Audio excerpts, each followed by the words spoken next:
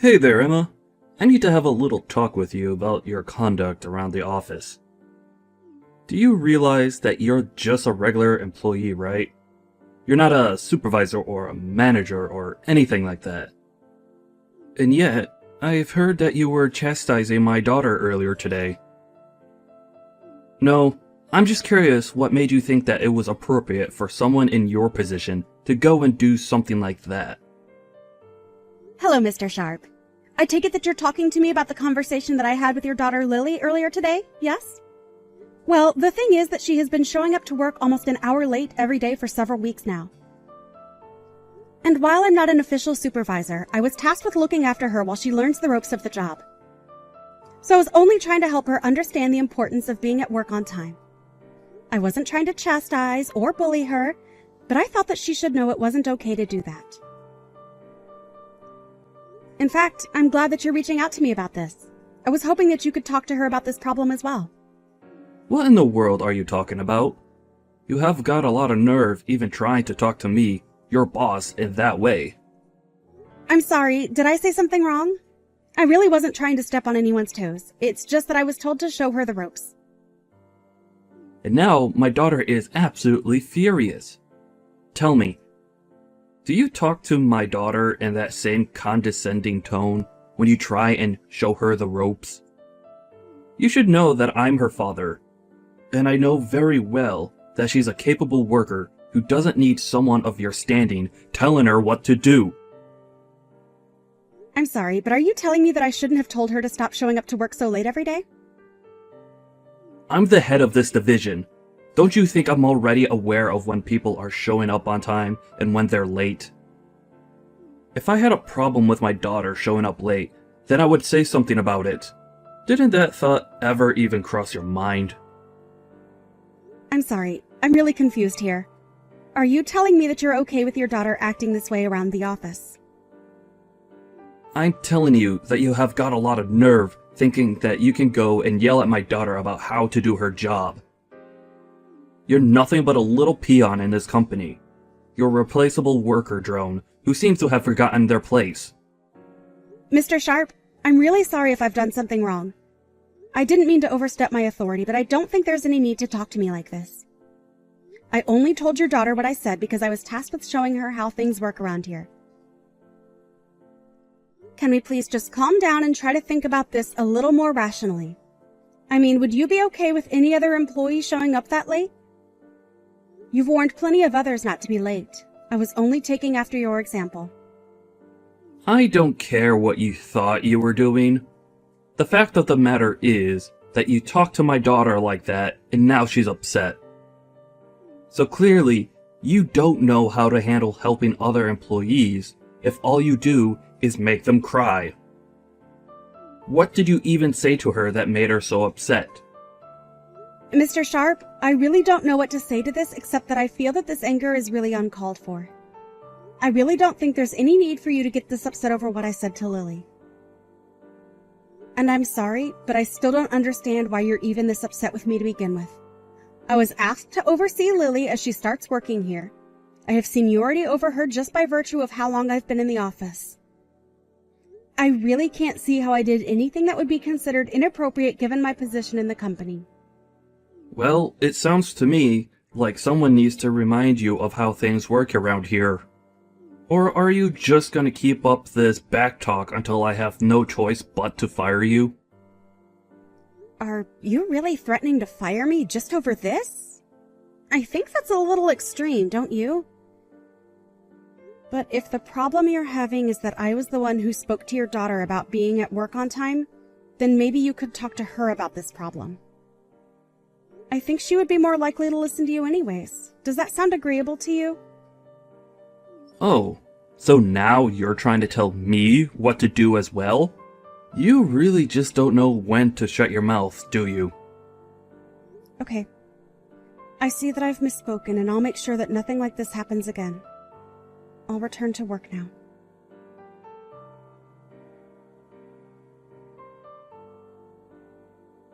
How many times am I going to have this same talk with you? Huh?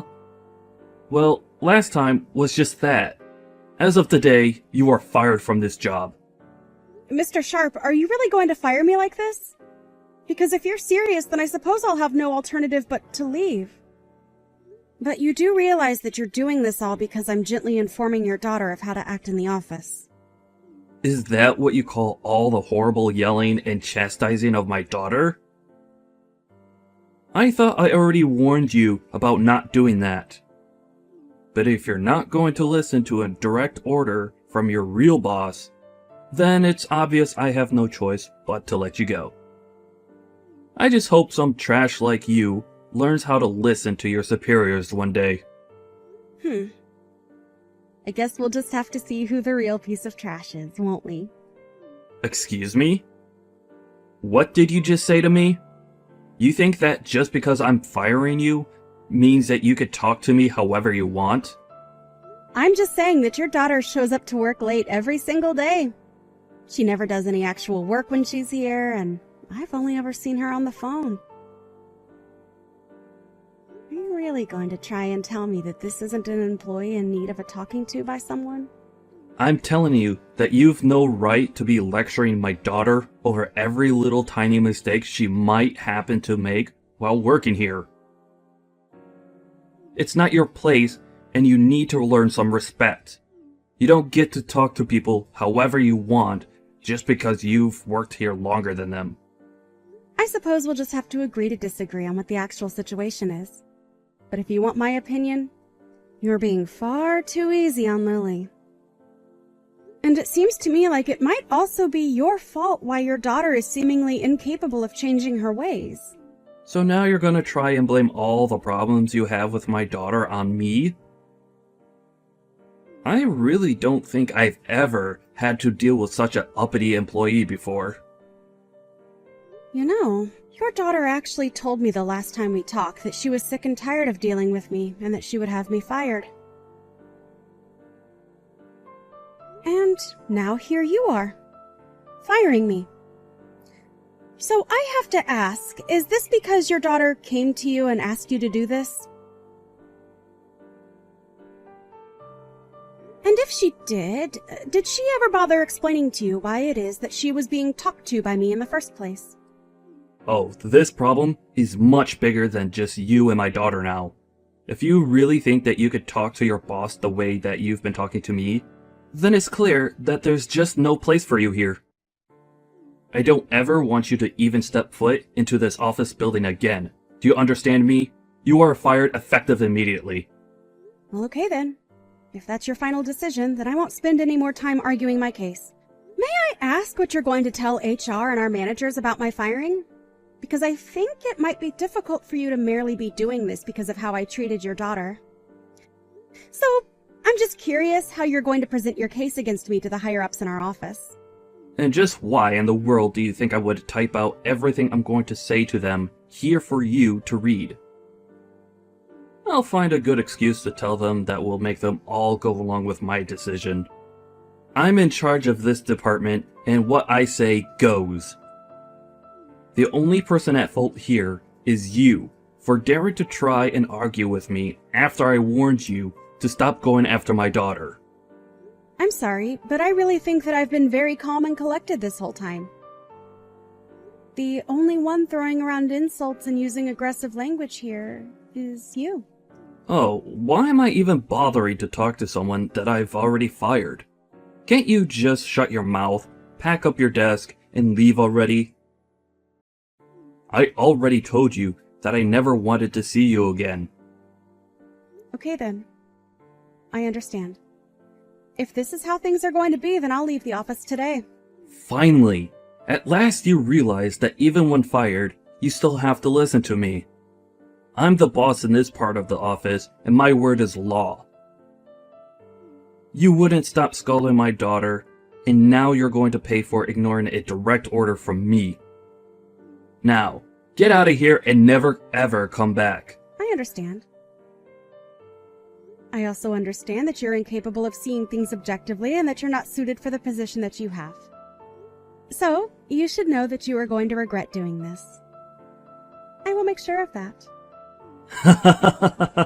You're telling me that you're going to try and make me regret firing you? And just what do you think you can even do against me now that you're fired, huh? Besides, I'm in charge here, so what I say goes. It's literally impossible for me to make a bad call because I'm the one who is in charge. Yes, you are the one in charge, and that's what's going to come back to bite you. Anyways, I'll be taking my leave now.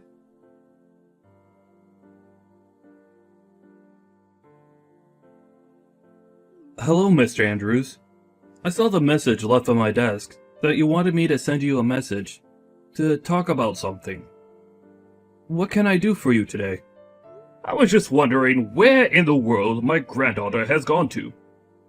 I'm sorry. I don't think I'm quite following what you mean by that, sir. Well, it really is quite simple. I'm talking about my granddaughter. I want to know where she's gone. Did something happen to her? I've been asking around, and everyone has been telling me that I should be talking to you about this. So, I would like an explanation of exactly where my granddaughter has gone to, Eugene. In fact, why don't you explain yourself to my face? I want you in my office right this moment.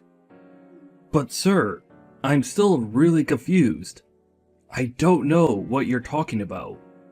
I don't even know who your granddaughter is. Are you blind? Or just illiterate? I said that I want you up in my office to explain yourself to me right this second. Yes, of course, sir. I'm sorry for not leaving right away. I'm already heading towards the elevator as we speak.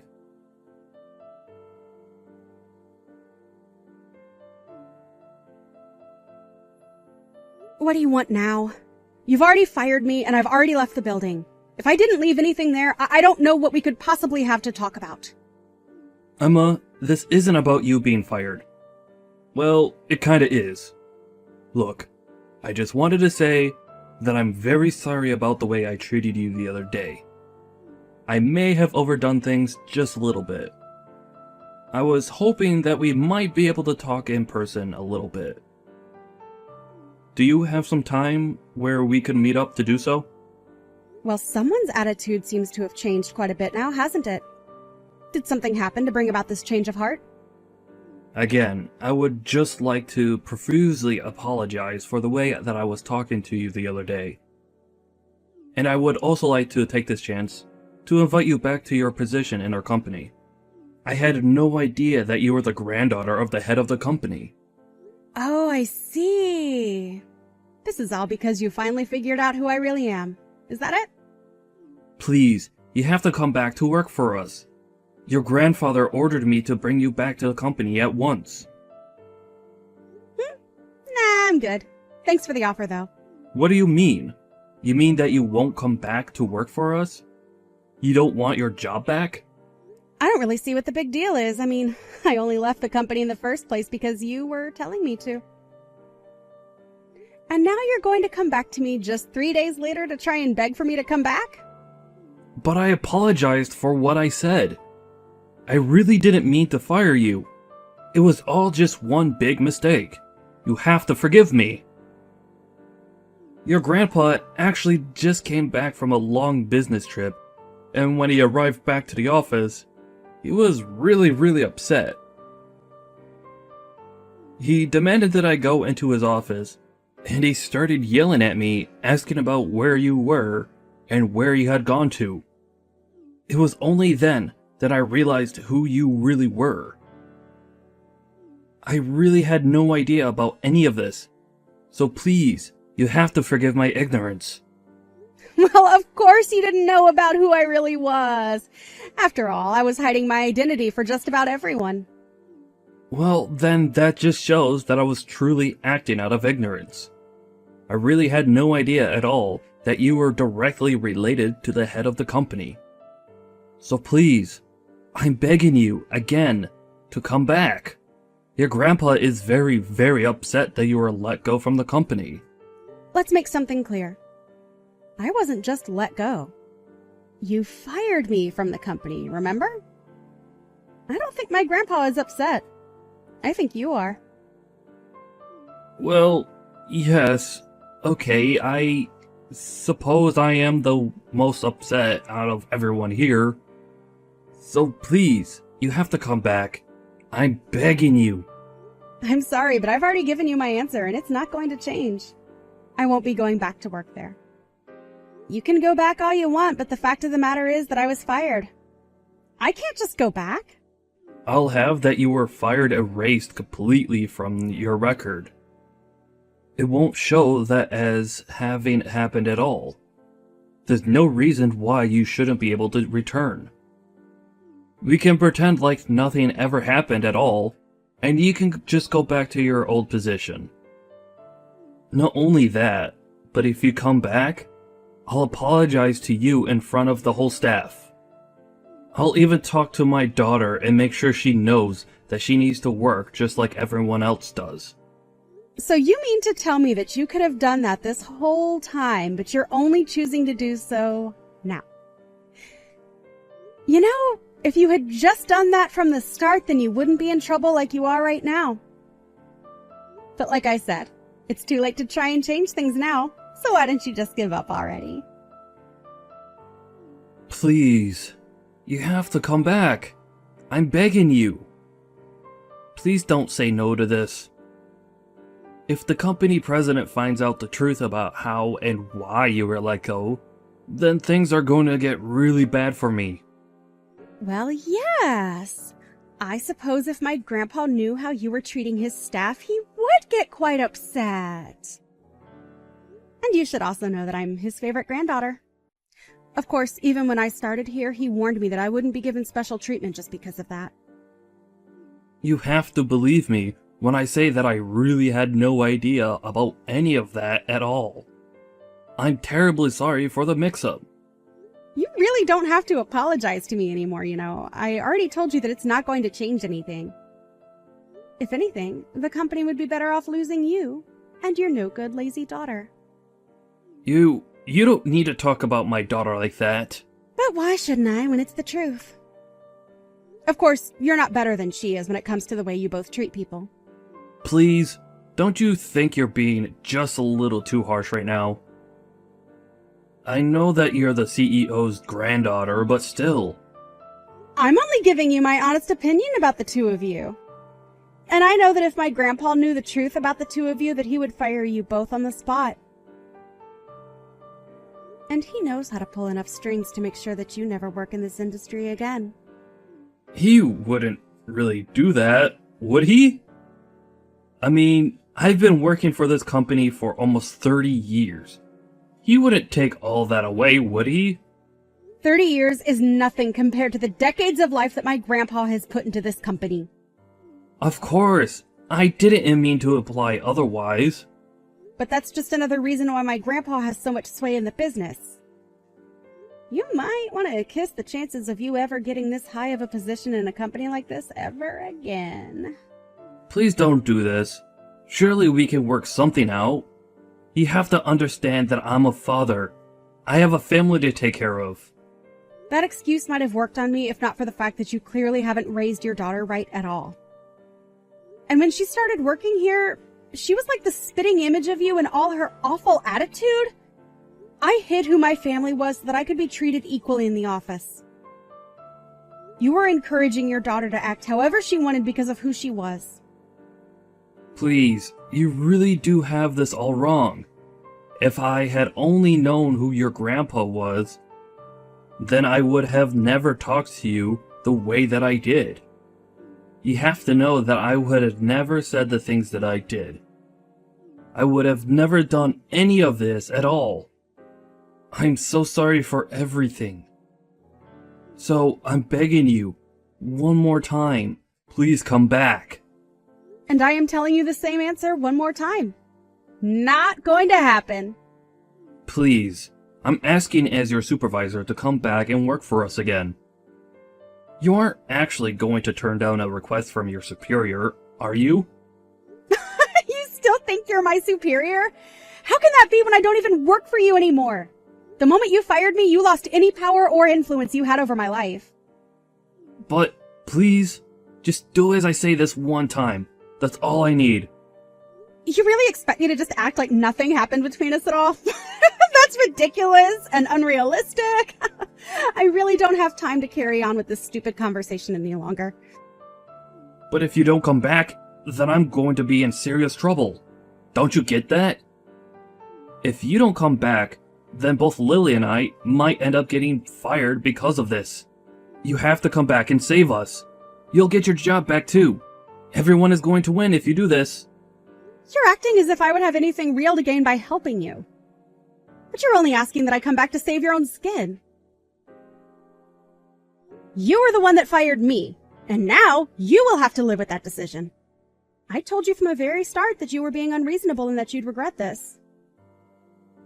Now, if this is all that you have to say to me, I would appreciate it if you just left me alone instead. Please don't do this, Emma. I'm begging you. You have to come back. You have to save us. I'll even make Lily apologize to you. We're both begging you to come back. And I'm telling you that you can keep your worthless apologies to yourself because I don't want them. Anyways, enjoy what time you have left at the company. I may be fired, but at least I'll be taking the two of you on my way out. And good luck ever trying to find a job for you or your daughter in this town again.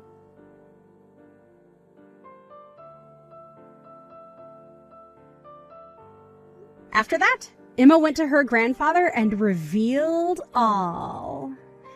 Upon learning the truth of why his daughter wasn't showing up for work, Mr. Andrews was furious and fired Mr. Sharp and his daughter right away. He told them that their names are going to be blacklisted and that no company in this industry would ever hire them again. Mr. Andrews approached Emma and offered her a position as the head of a new subsidiary being opened by the company. Emma agreed to come back as the head of the new company and was quickly being praised by her employers for her shrewd decision-making and empathy towards her employees. Mr. Sharp wasn't able to find a decent job after being fired, and even his wife ended up leaving him.